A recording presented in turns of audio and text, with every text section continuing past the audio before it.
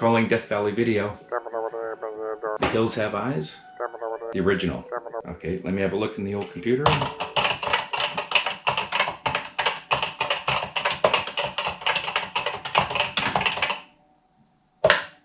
Yep, we have it available on Betamax only. Yeah, we're open 24 hours a day. I'm here 24 hours a day. Okay, thanks. He's really gonna rent The Hills Have Eyes?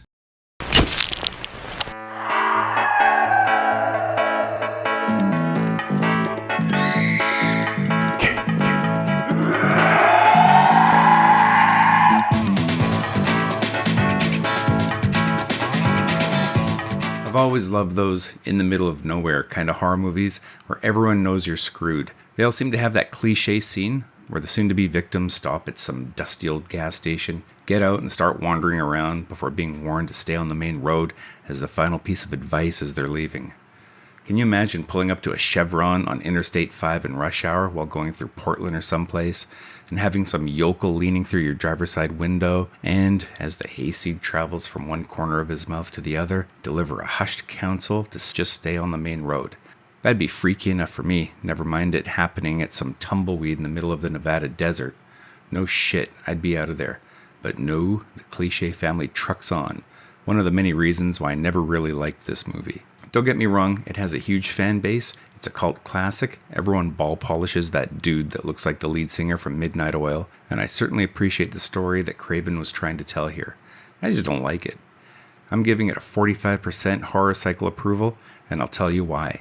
The acting was subpar at best, the script sounded like they made it up as they went along. That crucifixion scene where they set Bob on fire after force-feeding him that piece of mutilated dog, they needed an acting coach on set. Then when they finally find him and they put him out with that extinguisher and the mom starts crying, "That's not my Bob," over and over, you don't know if you should stick the ice picks in your ears or your eyes.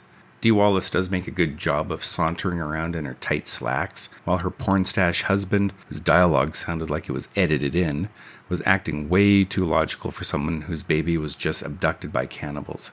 Spoiler alert, the baby lives, of course. I know most horror movies are not supposed to make you think too much, apart from the little whodunit aspect, and I always say there's no such thing as a bad horror movie. But that's just speaking in general, because there are. This movie isn't as bad as the Amityville Horror, at least it has some watchable moments. That dog trying to rip Pluto's ears off, or Papa Jupiter smashing through that window and killing old Fred with a tire iron, were among the highlights. Give it a watch, you might like it.